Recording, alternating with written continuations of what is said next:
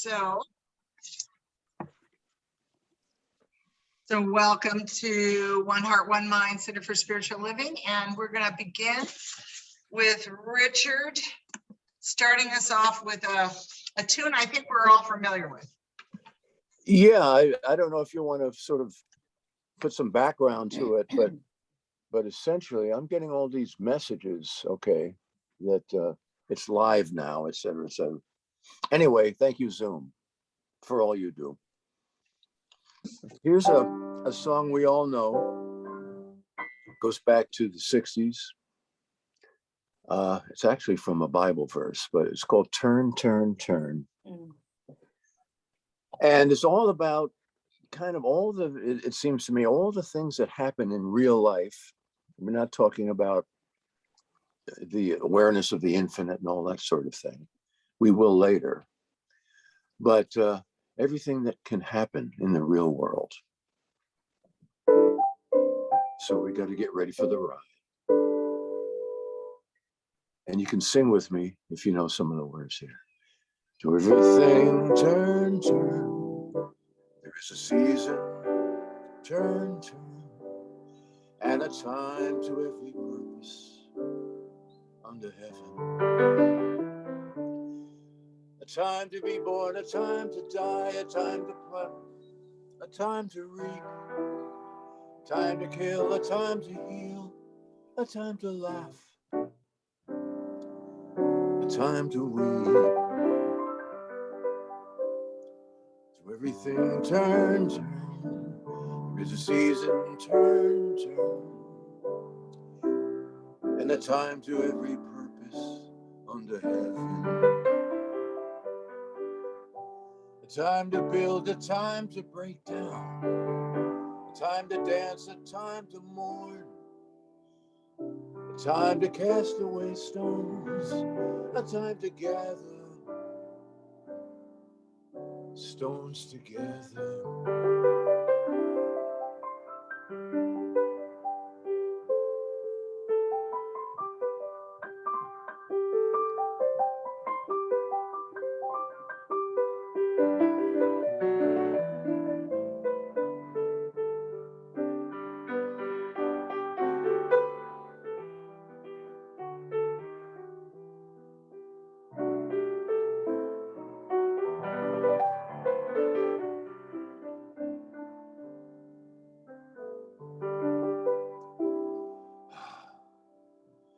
A time for love, a time of hate, a time of war, a time of peace, a time you may embrace, a time to refrain from embracing.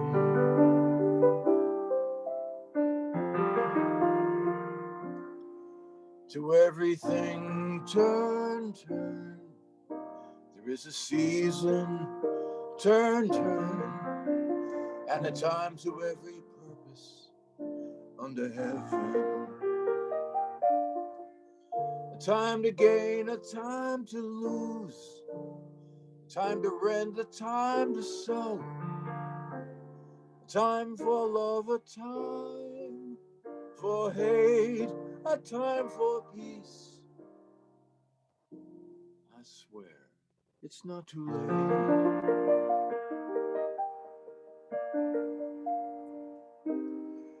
To everything, turn, turn, turn. There is a season, turn, turn. To everything, turn, turn.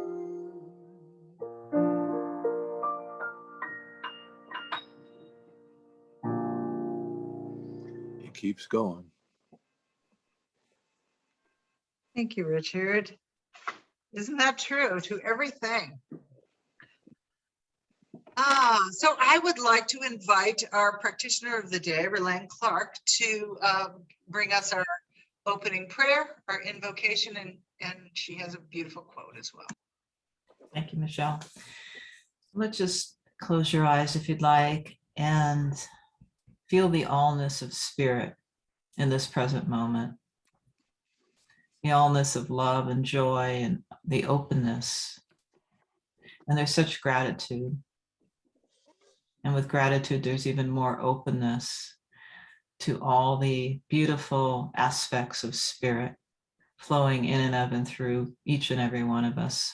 And this morning's service, the music and Reverend Michelle and each and every one of you, and even those that are not here today. And I just know that our spiritual community of One Heart, One Mind is full. There's the fullness of all the goodness of life and the consciousness of spiritual beings that are of the body and of spirit at the same time. And this is good and very good. And I just know that today's talk is perfect in every way and wonderful, as you all are too. And I just am so grateful. And I release this prayer into divine law, knowing it is already so, and so it is.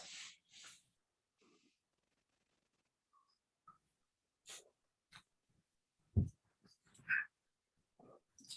then here's my quote of the day. Refreshing is the holism of Ralph Waldo Emerson. No matter what your work, what you are doing, let it be your own.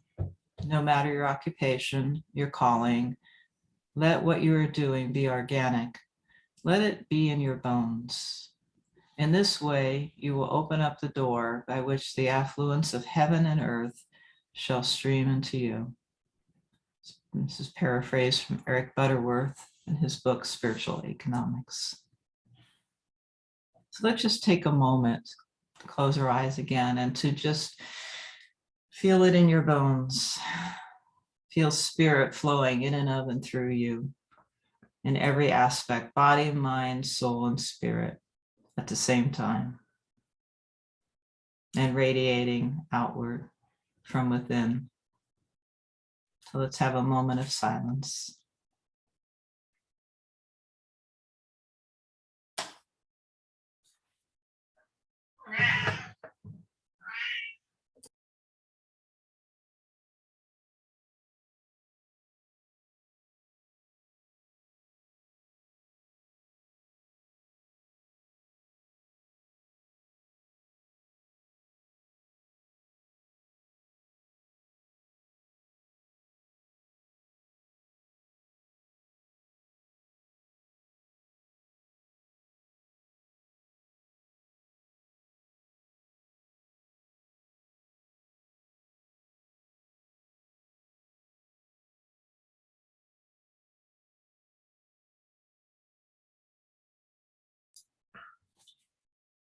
So returning us all together now, let's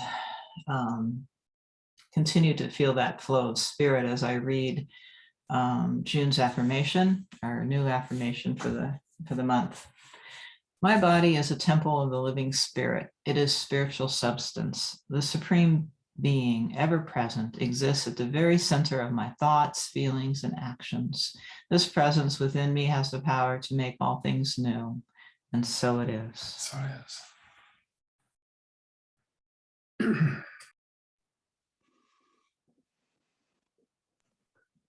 Thank you, Ralane.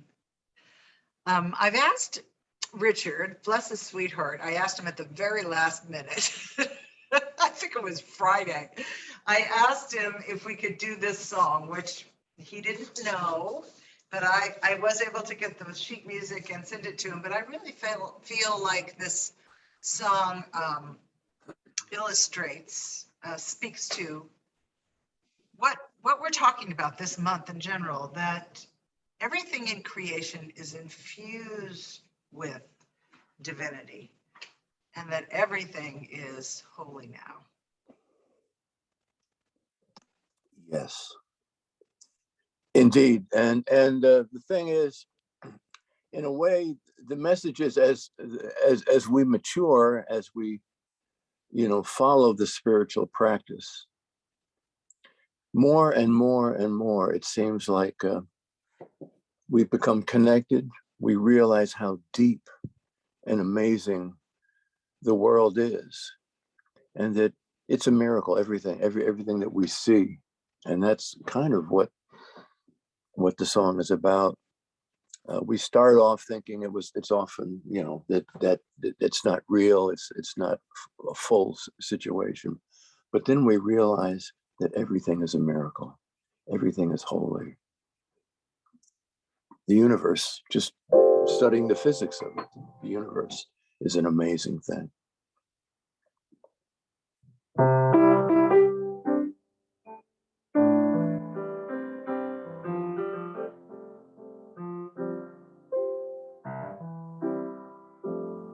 When I was a boy, each week on Sunday we would go to church and pay attention to the priest. He would read the holy word and consecrate the holy bread, and everyone would kneel and bow. Today the only difference is everything is holy now. Everything is holy now. When I was in Sunday school, we would learn about the time Moses split the sea in two, and Jesus made the water wine. And I remember feeling sad that miracles don't happen still. But now I can't keep track, because everything's a miracle. Everything Everything's a miracle.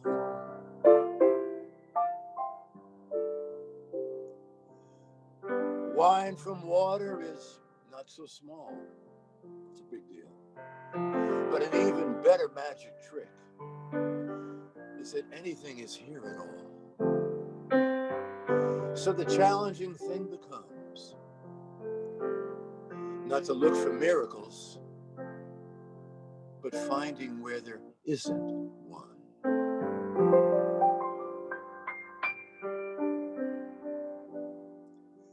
When holy water was rare at best, it barely wet my fingertips.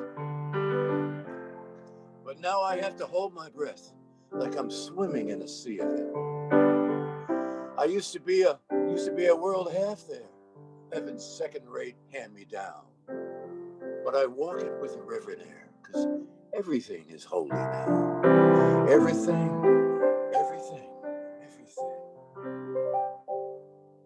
is holy now.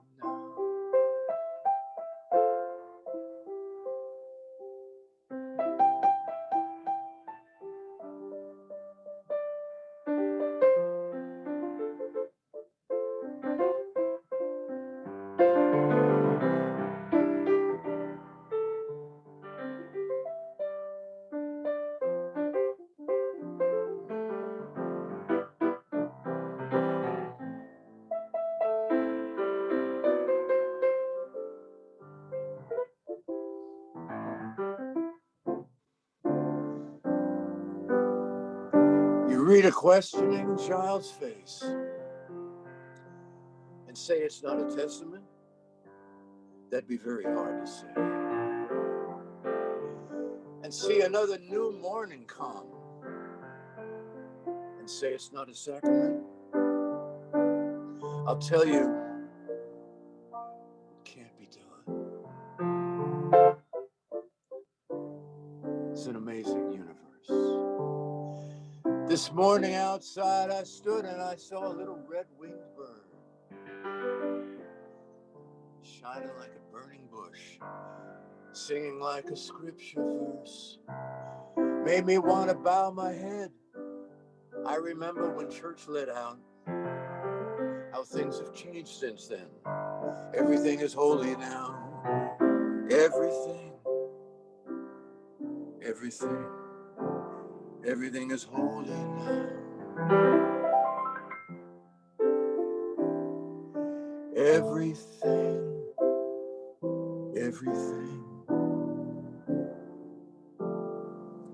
Everything is holy now. Peter Mayer. Thank you, Richard. Everything is holy now. And so it is. What a prayer. Oh, so good morning again, and welcome to One Heart, One Mind Center for Spiritual Living's online Sunday service. And welcome June. Can you believe it's June? The monthly theme for June is body. So this month we'll be exploring the concept of living everyday wonder, which is the yearly theme, through the magnificent and divine creation of body. And we'll explore what we mean when we say body. In the Science of Mind teaching, when we say body, we're not only talking about just our physical human bodies. We're also talking about everything in the universe that's in physical form, from galaxies to grains of sand. And of course, this includes our human bodies. And I think it's important to really get clear on what we mean personally when we say body. You know, do we really see our physical reality as part of God, as the unformed, invisible substance made into visible form? Or do we see these as two worlds, you know, separate things? Much of my life, I have to admit, was spent thinking of God as separate from everything in my physical reality, you know, and I'm really grateful when I saw that this month's theme was body. I was grateful to have the opportunity to really kind of fully explore and examine the idea of body. You know, I've found that sometimes it's a challenge to change that pattern of seeing from separation rather than from our unity and our oneness, even though in Science of Mind, and I truly believe that everything is God, you know, that there's nothing that exists outside the activity or the circumference, as we say, of God.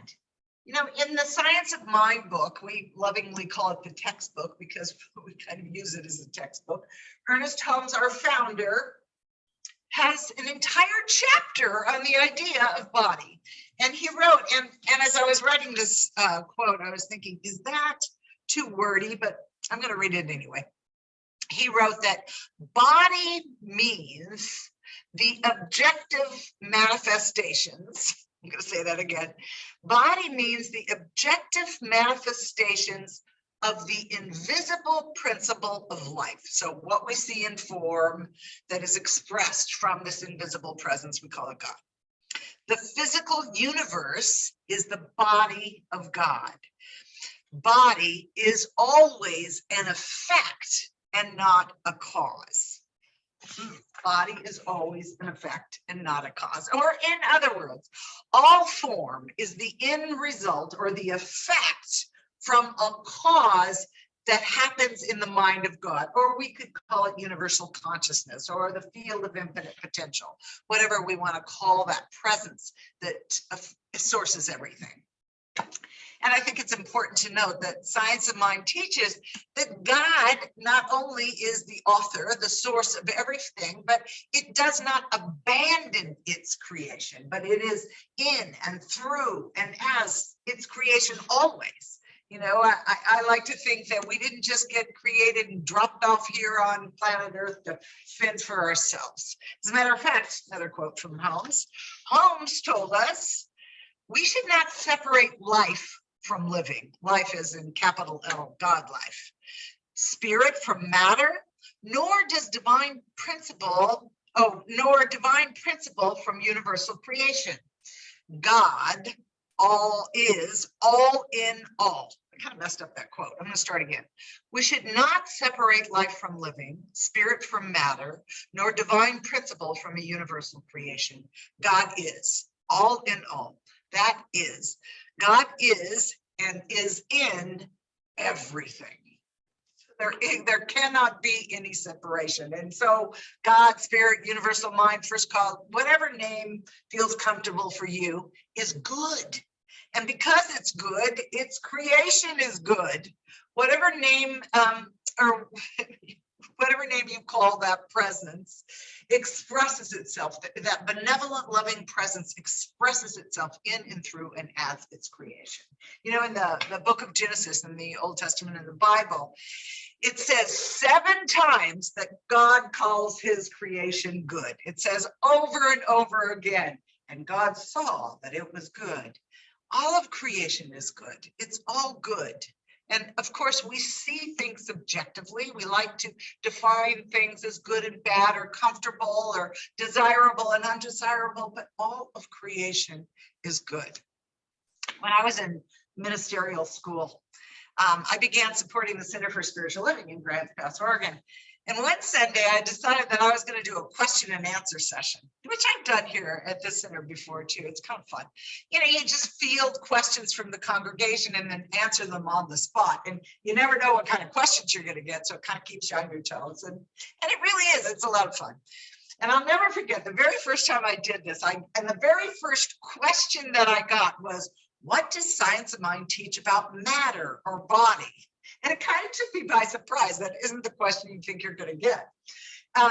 Because, you know, although I'm schooled in what metaphysics teaches about physical form, that it's the end result of an effect, or an effect. It's the end result of a cause and is an effect.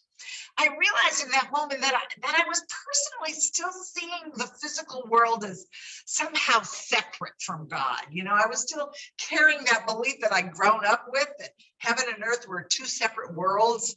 And that kind of sparked a desire, a curiosity in me to change that thinking, to start seeing all physical form differently, as an extension or an outpicturing of divine substance. We're talking about divine substance a lot in our spiritual economics class, so that word is kind of up for me.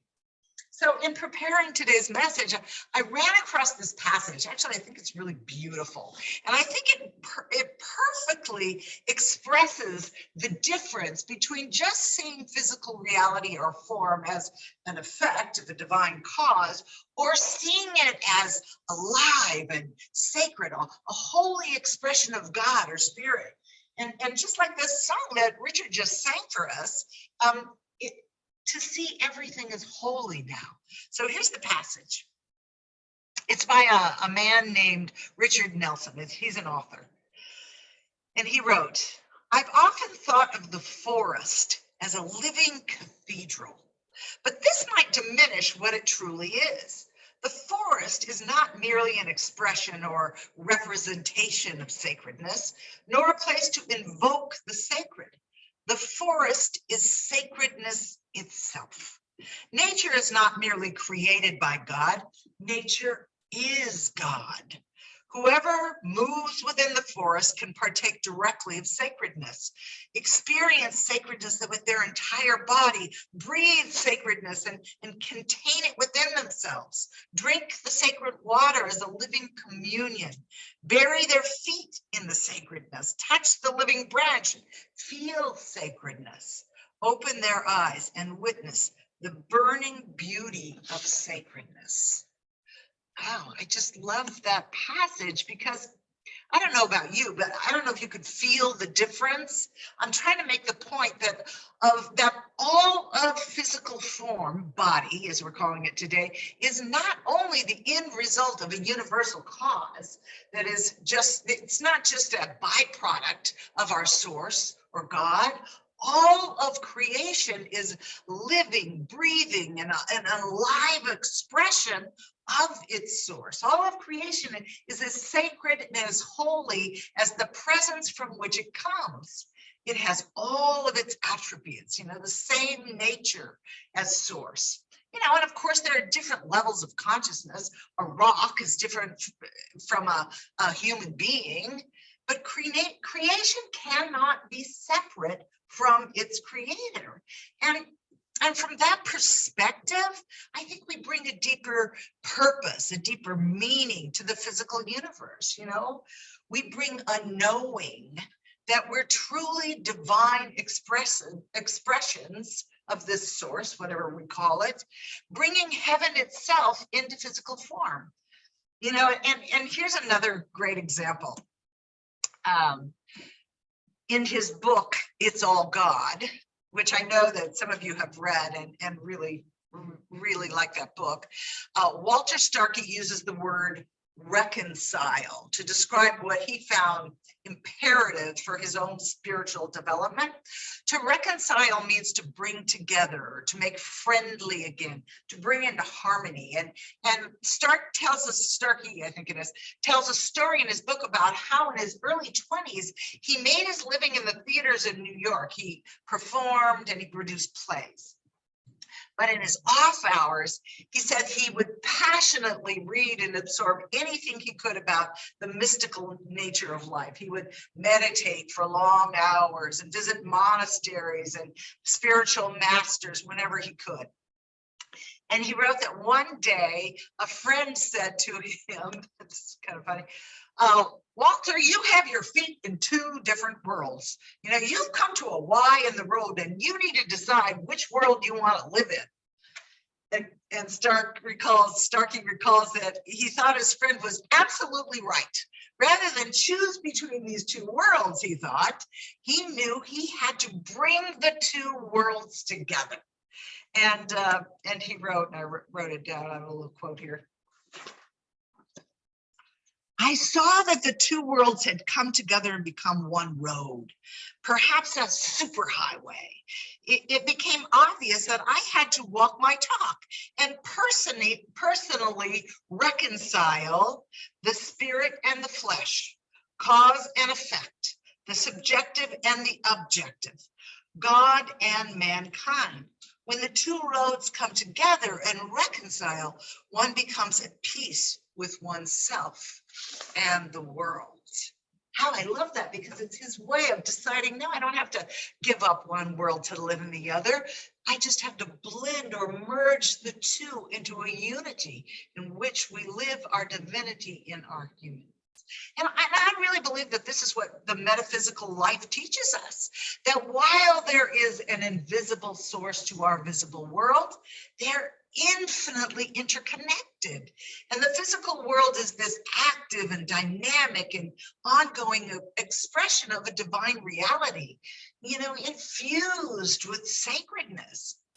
And I believe it's meant to be honored and experienced and enjoyed. You know, there's this other story. I'm not going to tell the whole story.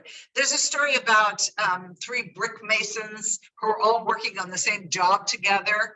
And when each of them was asked, oh, what are you doing? The first brick mason said, I'm laying bricks. And the second one said, I'm building a wall. And the third one said, I'm building a cathedral.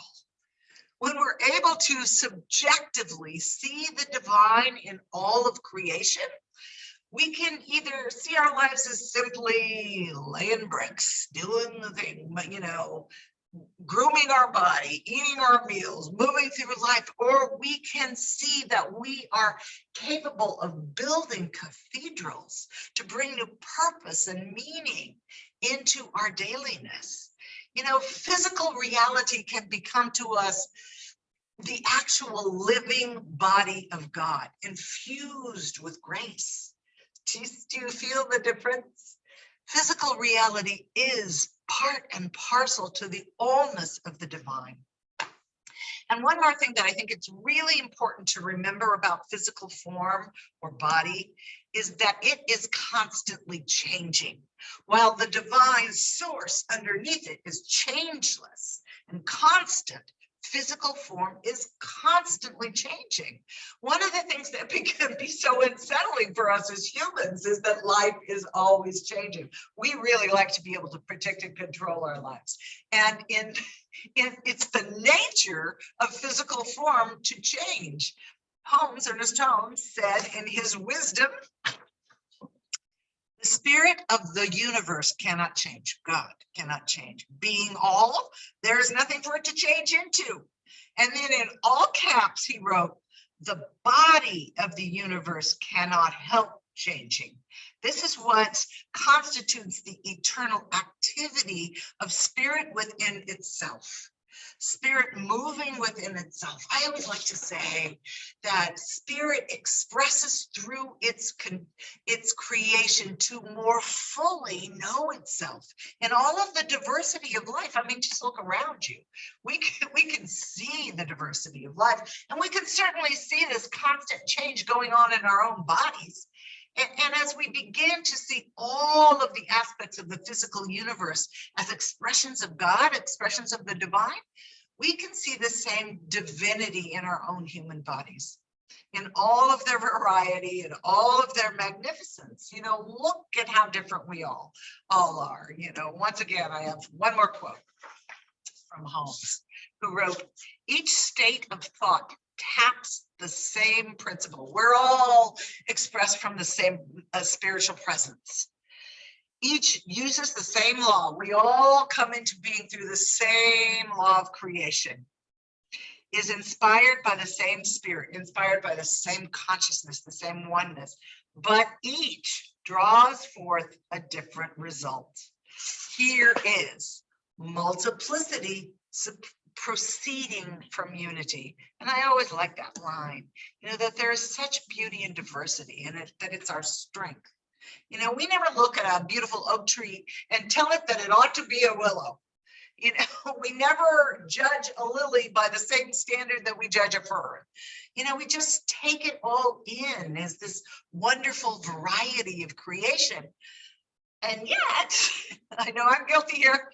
Have you ever compared your body to another as though it should be something other than it actually is? You know, and you know, we teach in Science of Mind that everything exists in order that the divine may fully express itself, may know itself fully through its creation. So we could say then that our bodies are exactly the way they need to be, you know, for our spirit to express as us. Just right here and right now, we are perfect exactly how we are. So maybe rather than compare our bodies to someone else's or disparage them in some way, maybe we should just love them for what they are in their unique and wonderful expression. You know, I mean, that doesn't mean that we don't take care of them, by the way. We still have to feed them well, you know, we still have to exercise them occasionally. But what it does mean is that we honor them and we respect them and we partner with them. And as they go through all of their many changes, and any of you that are over 50 know exactly what I'm talking about, or even younger, I should say. You know, when my mother was alive, I was thinking about this. I was putting the talk together today. When my mother was alive, just before she went down to be with my sister, she would get these things that she would repeat.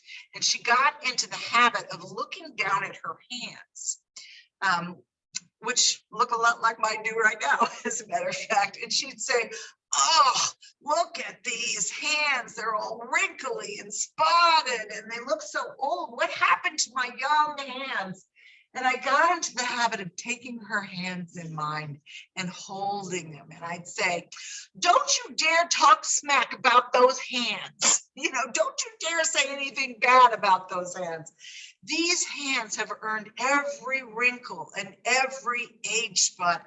And then I'd give her this long list of all the loving things that her hands had done. I'd say, "Think of all the babies these hands have held and cared for. Think of all the meals that these hands have prepared and all the creative things that these hands have done." My mother was very creative.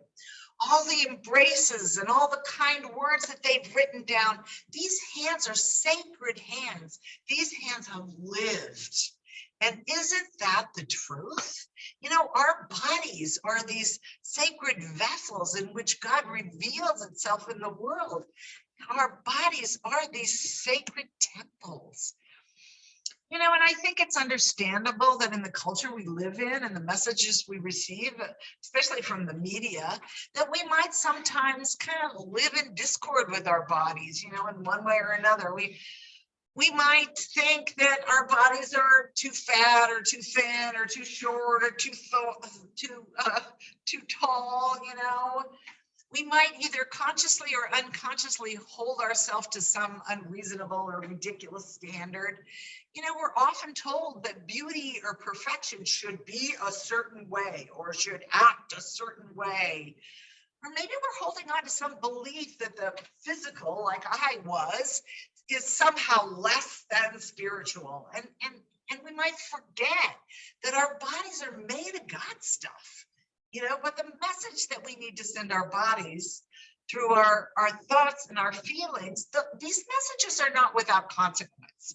You know, our bodies are listening. Our feelings and our subjective mind are constantly recreating our body. I've always heard that every 7 years our body completely replaces itself. It's a dynamic thing in motion. It's constantly being renewed and replaced. You know, I read an article from a psychologist, and he was working with these two teenagers, and the teenagers had almost identical backgrounds. They were both in the same grade in high school. They both had good GPAs. They both came from comfortable homes. They had the same ethnic background. They lived in the same area of town. You know, very, very similar lives and backgrounds. But from the outward appearance, they were drastically different people. You know, one was happy and relaxed and well-adjusted, and she connected with family and friends. She looked forward to her future. She was comfortable in her own skin.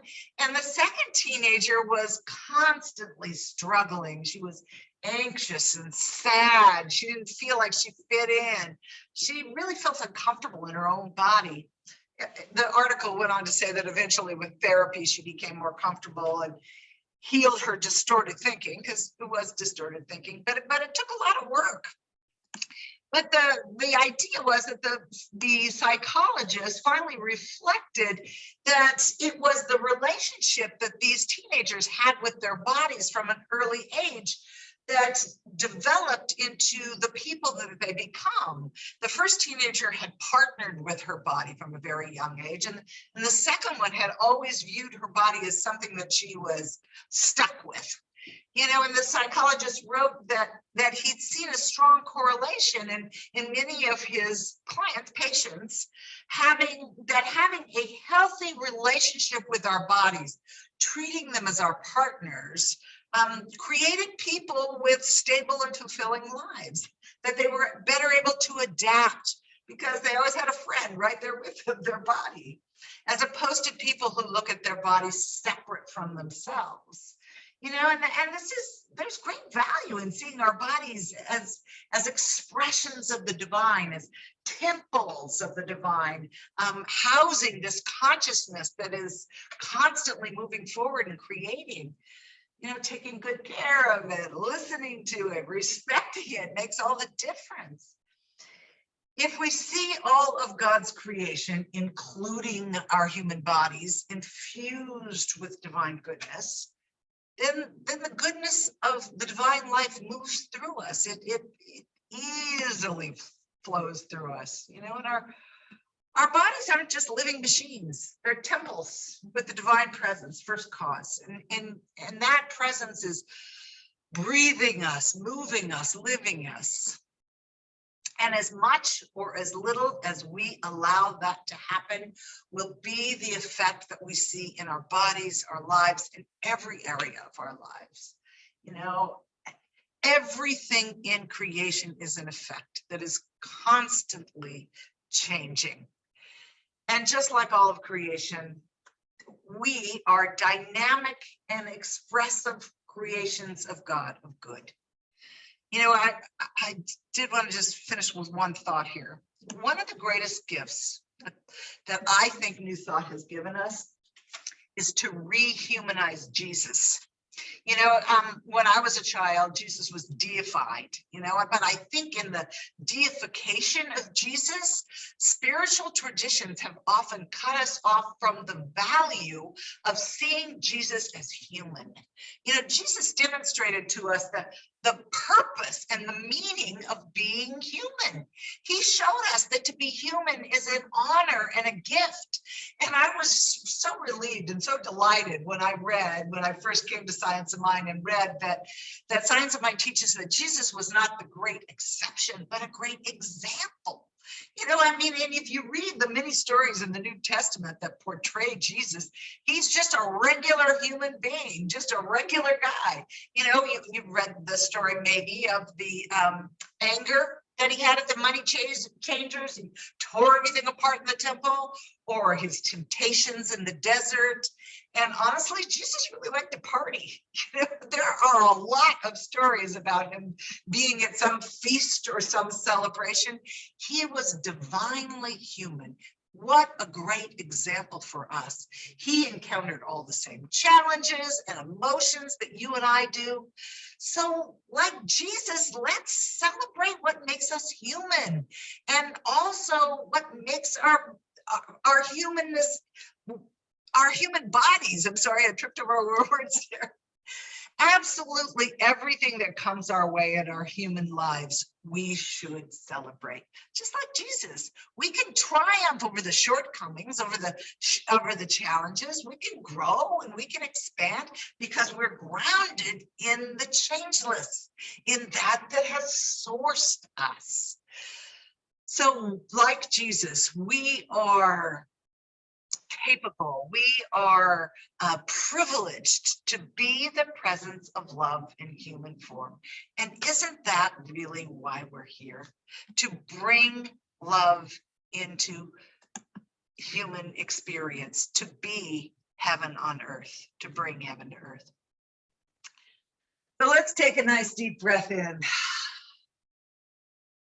And I know that all there is God. Nothing, absolutely nothing exists outside the activity, outside the presence, outside the life of God, for it is all that exists. Life, spirit, all that is, however you envision it, it is your life now. We are one with it. So I speak my word for and about each and every person that is on this call and each and every person that is not, that there is a shift, that there is a new way of recognizing, realizing, aligning with our own humanity, our body, the body of our lives, the body of creation that we see all around us, the body of nature. Everything in physical form is the divine expression. Oh, and knowing this, I easily and effortlessly stand into the divine flow and allow it to be the source from which my life is created. And I'm just so grateful for this. I'm so grateful to be empowered to participate with the laws of the universe that express and create more good in my life and in the world. So I just relax in this, knowing all is well, knowing that as I speak these words, they are already bringing themselves into demonstration, into manifestation. They have no choice. And we say together, we signify our agreement by saying, and so it is.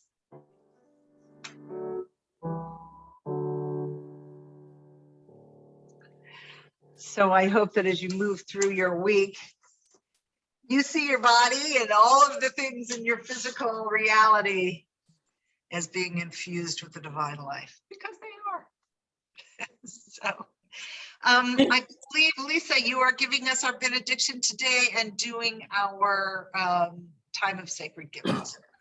Yes, I am.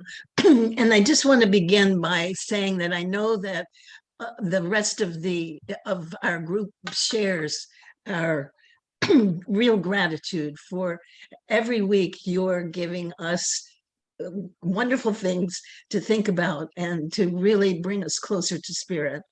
And I think that that's one of the reasons why, one reason to contribute to the center. But the other is that thing that Jim always says, which is thank you, God, that. And for the thank you, God, that, it's my sense of thank you, God, that this experience grows and that it's available for us every single week and is just a part of helping us all to evolve to the highest level of consciousness that we can. And so with that, I suggest that we think about giving to One Heart, One Mind. And we know you can do it on Venmo, at the Ohum Center. And then the other is to send a check to Jim Massipus. So I will allow you to do what you decide you want to do, and then we can join together in the process of sacred giving. I recognize that all supply flows from the divine givingness of spirit. My gift is a continuation of this divine flow. I give and receive from this infinite supply. I give in faith, in love, and in joy, and it flows back to me in kind. And so it is.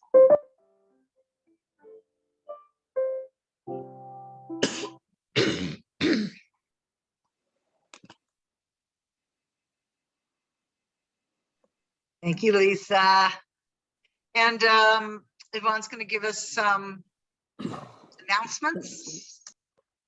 Yes, I just want to warn you that my connection here is a little edgy today. So if I disappear, I'm sorry.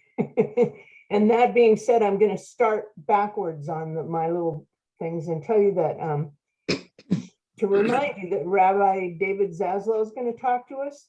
And that's on a Thursday, which is a little bit different than we've had in the past, on June 23rd from 6 to 7:30. And what I want to share with you is what he wrote about what he's going to talk about with us. His presentation will focus on how the Israelites, like other indigenous peoples, had a view of reality that is markedly different than the way we perceive and process the world around us.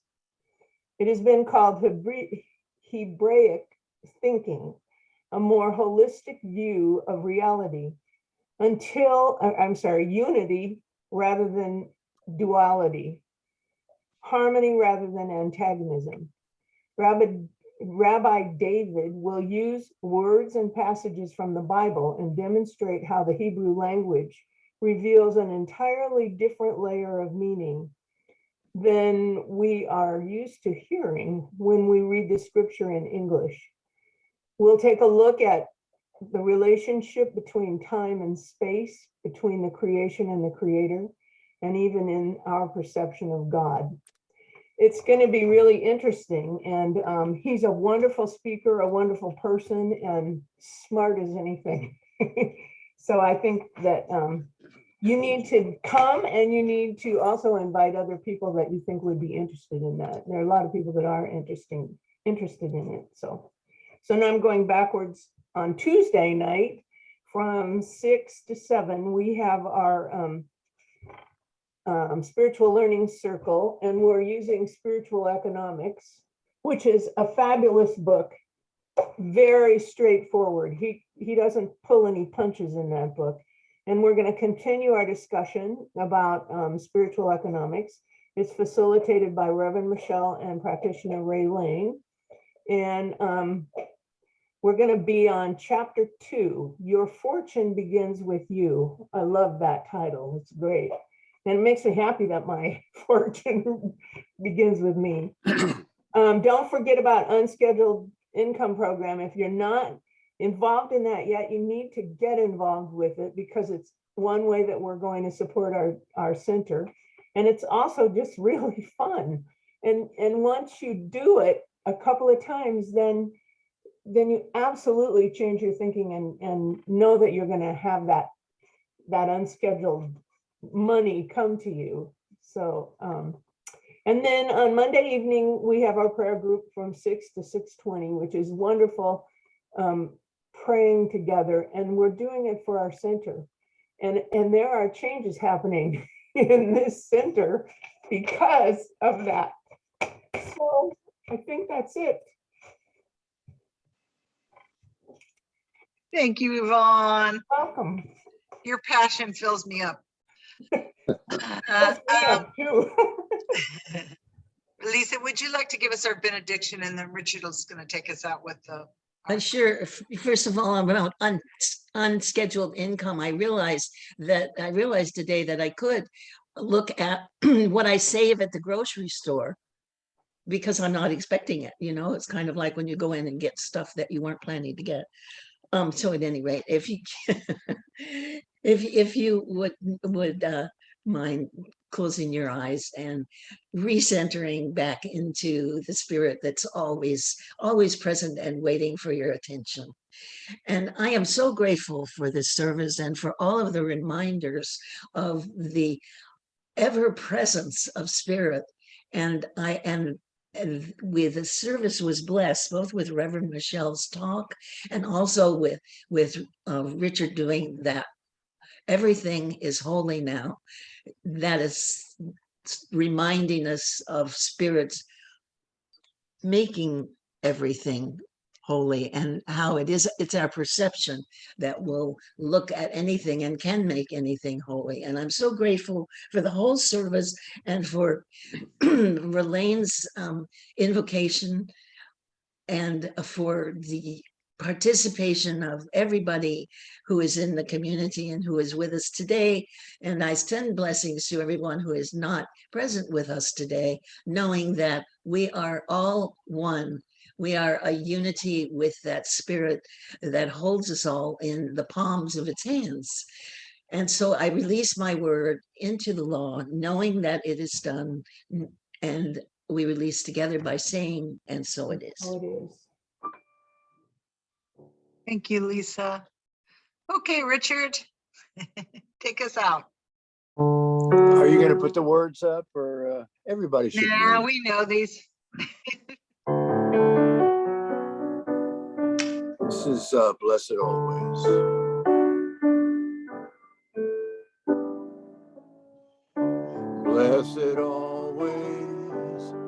Blessed always, for the arms of God surround us. Let our joy be so triumphant that we rest in God and say amen. Blessed always, for the arms of God surround us. Let our joy be so triumphant that we rest in God and say amen.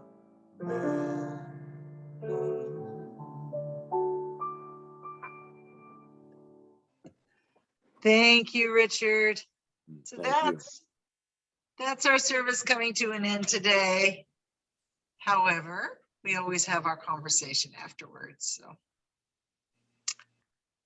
I'm going to wait